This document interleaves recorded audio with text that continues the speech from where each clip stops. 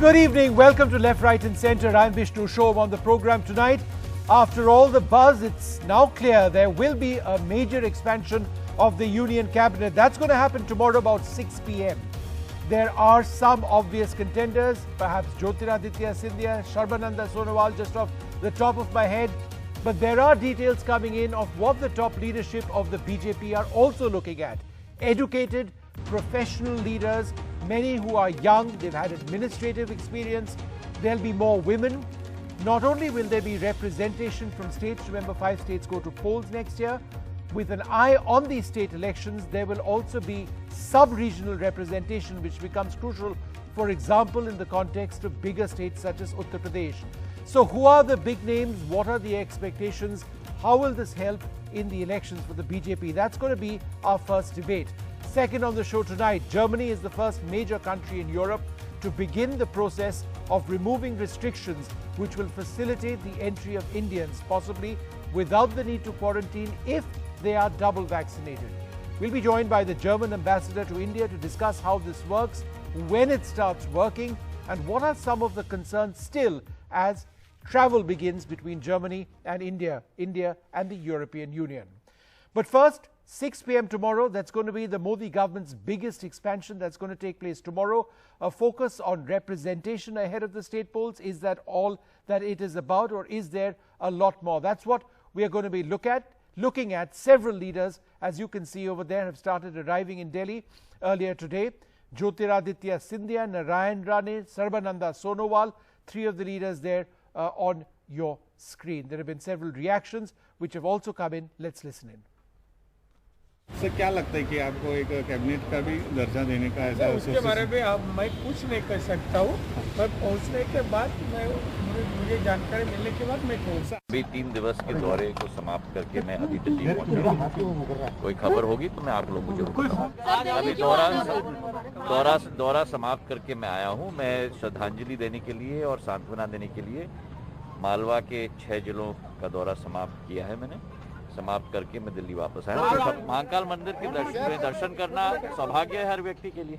नहीं, किसी फॉर्मूले के बारे में तो कोई जानकारी नहीं है, लेकिन इसके बारे में जो हमने हम लोगों के पार्टी के राष्ट्रीय अध्यक्ष हैं, उन्हीं को इन सब चीज़ों के लिए अधिकार है। जो कुछ भी अधिकृत वही हैं, बातचीत करके जो कुछ भी होना है उसी के हिसाब से होगा। All right, well, joining us now, Thopli Srinivas, the senior leader of the BJP. We are also joined by Smita Prakash, Sawa Naqvi, and from the Congress, Professor Gaurav Vallabh. Thank you all very much for being with us. Mr. Srinivas, let me come to you first. We know that the BJP wants a younger leadership, perhaps the youngest cabinet, more women. But is this essentially about greater representation with an eye on the elections, particularly Uttar Pradesh, where not just regional, but sub-regional representation also a key factor? Vishnu, I would like to thank you for this debate. You called me up. The first thing is that 130 crore people across India, wherever we are and wherever we are not there, we would like those people to be represented properly across into the cabinet. And having said that, there are a lot of speculations which I have seen on various online portals, various names being floated. I would only humbly suggest that let us wait till tomorrow 6 p.m. Everything will be clear. I'm sure it will be clear. But what is the focus? Is the focus beyond the names and the look of the cabinet essentially about representation with elections in mind? Is that what this is all about? You need to ensure your allies are appeased, you need to ensure certain castes are appeased, you need to ensure regions are appeased, particularly in the case of Uttar Pradesh. We are listening to everybody, even allies, everybody, okay. All things are being taken into account, and I'm sure the Honorable Prime Minister has devised a formula to accommodate everybody. All right. Smita Prakash, let me come to you. What is the buzz that you're picking up? Firstly, the big four, is there going to be some change? Is there any talk of any change? Or is it your sense that some of the big portfolios which some of the ministers already have, a few of those, because they're holding more than one charge, may be taken away to accommodate new ministers? Yes, Vishnu, I agree with your second part, not with the first. I think, I don't think there will be any change with the big four, but then who knows, right? I mean, none of us can even speculate about what Mr. Modi would probably be doing. There's been a lot of kite flying for the past 3 weeks about this impending cabinet reshuffle, because, you know, the view is that the NDA government is it's been kind of the responsibility allocation in this government has been lopsided, because there are some ministers with 2 or 3 or even 4 portfolios, whereas good talent has been benched. So I think this cabinet reshuffle will see the change in that. There's even talk about some technocrats who will be brought in, Yes. People with domain knowledge who will assist the politician who will be at the top. You know, the crucial ministries, they will be an add-on talent, so that, you know, the politician will look at the larger picture, whereas these domain specialists will put into action things like economic reforms which have got stalled or slowed down because of COVID or whatever. But these technocrats will have to work with the bureaucracy to speed up those reforms. Okay. Getting the economy back on track will have to be, after this body blow of COVID, will have to be the priority for this government, and realpolitik too, as you mentioned, that these elections coming up in Uttar Pradesh and in Punjab, frontier state. So there has to be representation to see to it that the caste factor is also there in the reshuffle. Sabha Naqvi, let's start looking at a few names, and let's start kite flying in a sense, despite what Smita tells us. Jyotiraditya Scindia and Sarbananda Sonowal. Sonowal, of course, being rewarded for, in a sense, the sacrifice that he made in the case of Assam in the post of Chief Minister. Jyotiraditya Scindia for handing the BJP Madhya Pradesh in a sense. Why don't we talk about them? Do you see these two leaders as being almost certain cabinet picks, that too with important berths? So I think it's going to be a very important cabinet expansion. I think the most important political message for me out of this is going to be the role that Jyotiraditya gets, right, because he's the most significant defector from the Congress. We are halfway through Prime Minister Modi's second term, and it's been a disastrous 2 months. He is very conscious of his image. He creates it himself. He would. Is there going to be signaling to other possible disgruntled Congress members with what Jyotiraditya gets? Right. I mean that you will prosper and flower in the BJP. That's right. That's the point they will be putting out. Second, the JDU. Just remember that the Bharatiya Janata Party lost 3 significant allies. They lost the Shiv Sena. They lost a government with that. They had a troubled relationship with the JDU, up and down, but they stuck together.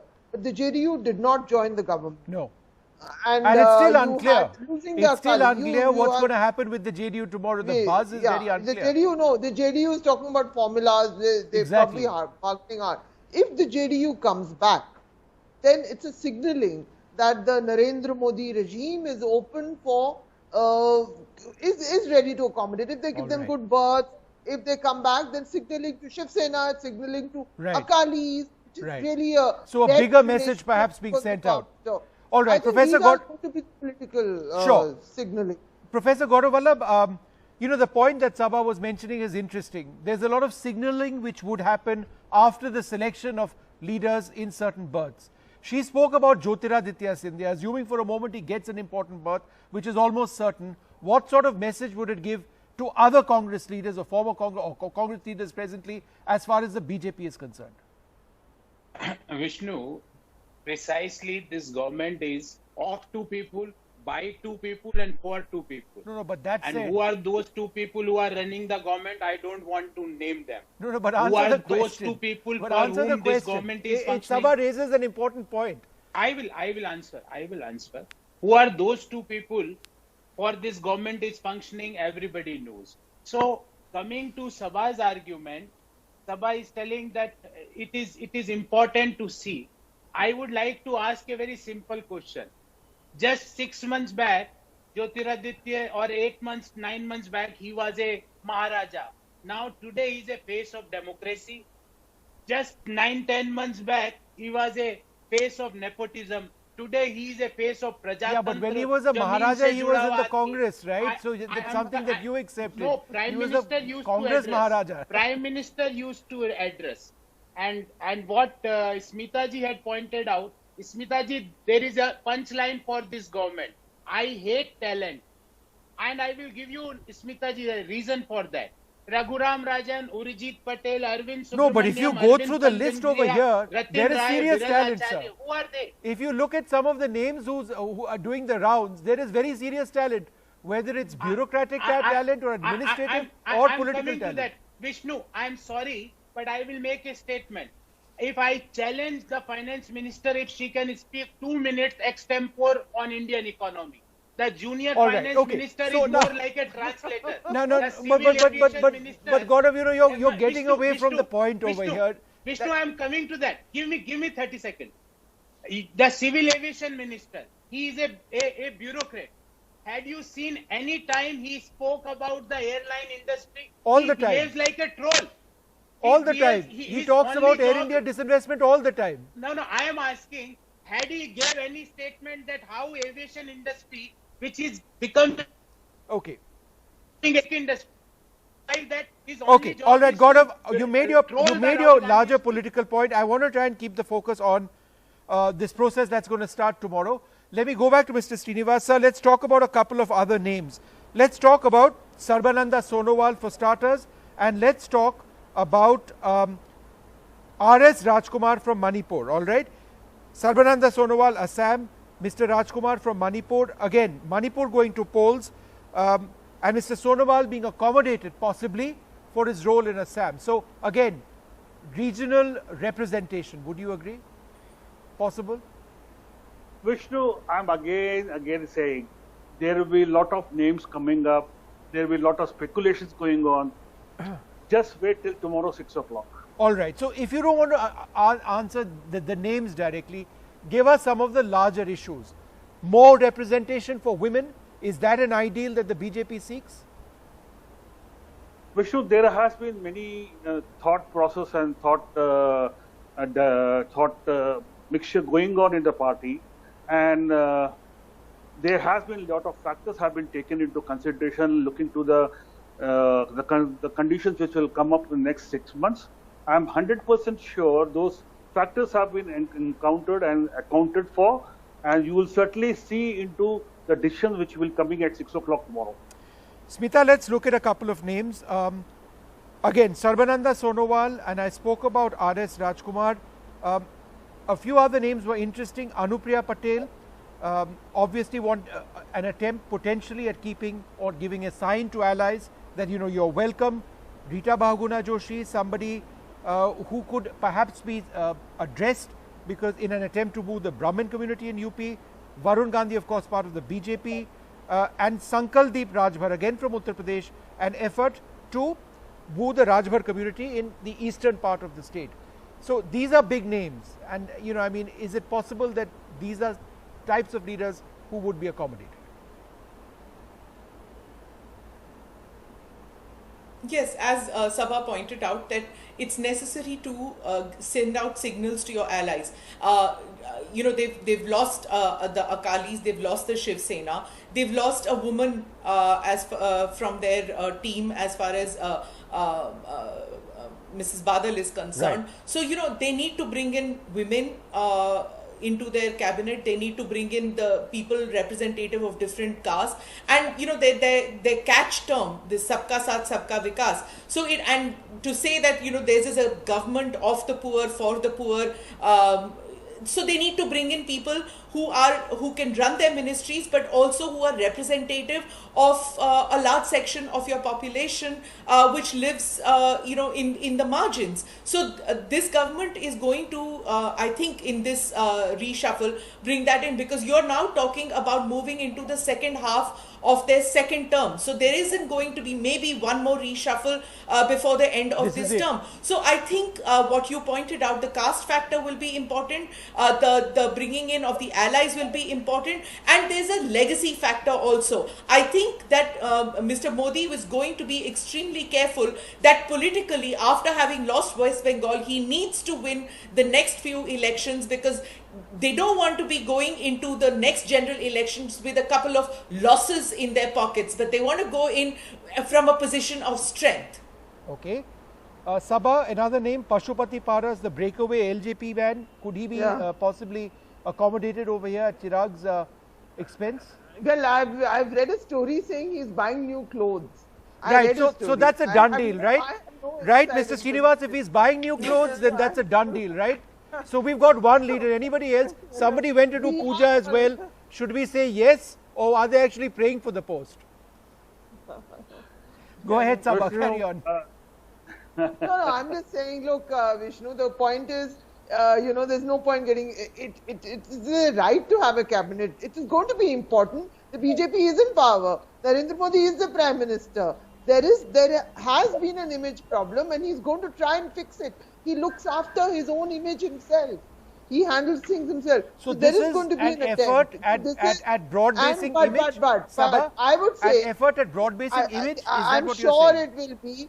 This is getting ready to remain in power. This is going to be as they are entitled to do as a political party, right? This is getting ready to represent people, to woo the allies back. That was a mistake.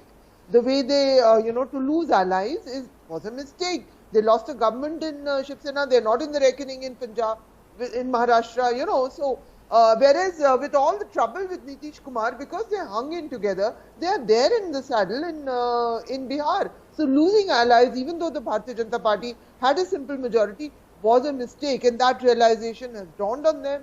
So, I think all of this is a reality check, and let's see. What I would be interested in, is anyone going to be punished?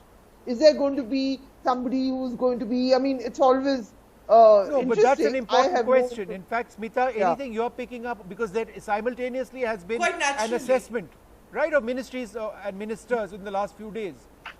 So, somebody has to go for people to be accommodated. Who are some of the prominent names? If you say, yes, because you see, so many have to be accommodated, and the talk is that there are about 20 people who are going to be brought in tomorrow. So, if so many are going to be brought in, the punishment as such could be that a person who's holding 3 portfolios will probably be divested of 2 of them and hang on to 1. There's also the likelihood that somebody who's holding 1 or 2 portfolios might be told that bus, now you have to go and fight an election in the other 2 states, in the other 3 states which are going in for election. And as far as the Prime Minister's image is concerned, I think Sabha mentioned that the Prime Minister makes his own message, his own image.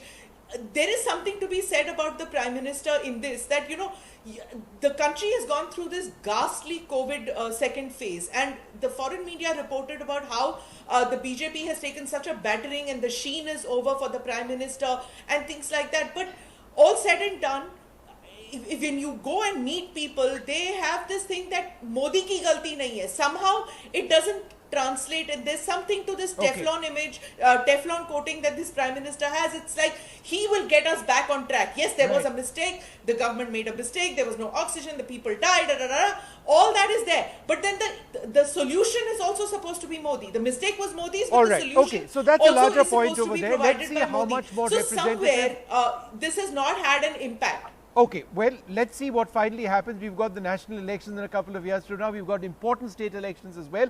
Like to thank you all very much for joining us. 6 p.m. we're going to have those names out. I quickly need to move on to another topic, and this is something a lot of people have been wanting to know about. When will travel between India and Europe open up? Well, Germany has taken a lead. They've removed their entry ban. They've eased travel for Indians. In fact, travelers from 5 countries hit by the Delta variant, India, Nepal, Russia, Portugal and Britain, will be reclassified on Wednesday. Joining us, a very special guest, the German envoy to New Delhi, Ambassador Lindner. Thanks very much for being with us. So, if I have 2 jabs, which I do by the way, a second one was more than a month back, so I'm fully vaccinated. You've accepted Covishield as well.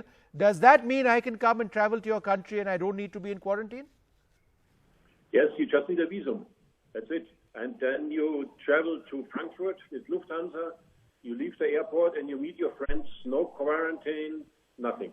I noticed you said Lufthansa. I might choose Air India, but that's a separate point. Okay, that's up to discussion. Ambassador, this is it's an important move also for students. There are so many Indian students in Germany. How does this help them? Yes, it's true. It's for students. We have the highest number of students in Europe. 25,000 Indians studying in Germany. That's why you have a lot of inquiries. A lot of people were, of course, harmed by this travel ban, and we were suffering with them. So it was a good decision which we pushed really, so that from tomorrow on we don't have a flight ban a travel ban anymore. But of course, every student would need a visa, would need a test, a COVID test, of course, and would need a visa. And there we open up now the embassy visa sections and the consulate visa sections for PhDs, for masters, for bachelors, for everyone who can apply there, and apart from the students, by the way, also job seekers and others. But of course, it might take a while. We have a lot of a backlog, so it might take a while that we are processing all of this. So please do some, be more patient. Ambassador, the bottom line is you need 2 vaccines, right? What about people, for example, businessmen or businesswomen who may not have 2 vaccines? For example, if they're under the age of 45, their second dose comes later. Will they be allowed into Germany as long as they go through a quarantine? No need for vaccinations. The vaccination is only once you arrive there, it makes the life easier for you. If you have a COVID shield and arrive in Frankfurt, then you don't have to go into the quarantine. Those elderly couple you were mentioning, they not vaccinated, they come there, or just one vaccination, they come there and they have to come into quarantine. In the quarantine, it used to be 2 weeks, and now it's down to 10 days. And even these 10 days you can shorten after 5 days when you can do a COVID test, and then this elderly couple can, after 5 days, leave their quarantine location. So the vaccination is not necessary to travel there, but it makes life easier. Ambassador, why has Germany taken this decision now? The Delta variant is surging across the world. What is the scientific thinking that's gone into this? Well, I'm not a scientist, so I also sometimes wondering when they talk their vocabulary. I just don't know. The point is that back in April or in March, many countries around the globe have issued a travel ban. Not only Germany, but many other countries. So some have lifted it, maybe, but we have now decided we can lift it because our experts, our pandemiologists and our health institution people, they said now their combination of factors which they use, be it the number of cases, be it the vaccination, be it the rigorosity of the mutants, a lot of these points they put together, and we have a Robert Koch Institute, which is one of the leaders in the world, and they told us, okay, now it's responsible that we lift this ban, but of course with all the precautions, as I said, you wear masks, you have distance, and then the quarantine for those who are not vaccines. And there's still like 10 countries which are still belong to the group of the virus mutation countries, and they still have the travel ban, not India now. Ambassador, 2 small questions. Firstly, in Germany, are people allowed to travel without wearing a mask once you're in Germany? And secondly, would anybody need an RT-PCR test despite vaccinations before going? No, if you have a vaccination, if you have a Covishield vaccination, you don't need a CPR test. But if you have a Covaxin, then you need it because it's not yet approved by the WHO. So that's why if you come with a double vaccination of Covaxin, then you would have to go in quarantine for 10 days. You can test it earlier, 5 days, but you don't have the same privileges as the ones with Covishield because it's not yet acknowledged by the WHO. Once this is happening, then we are in a different ballgame. And your first question, Just Do they very travel briefly, without masks? I masking. don't Are hope so. people taking off when their I was masks? last Yeah. time in Germany a few weeks ago, they were wearing masks, but of course in restaurants outside they don't have to wear it. And you know, in football stadiums they didn't wear many, which was not good. So I think we all have to be careful, be it in India to avoid the third wave, and be it in Europe to avoid the fourth wave. Let's not be too lighthearted with this. So that's why our institutions they really insist on wearing the mask and keeping distance. Ambassador, great speaking to you. Completely out of time. This is welcome news for so many people in our country looking to travel to yours.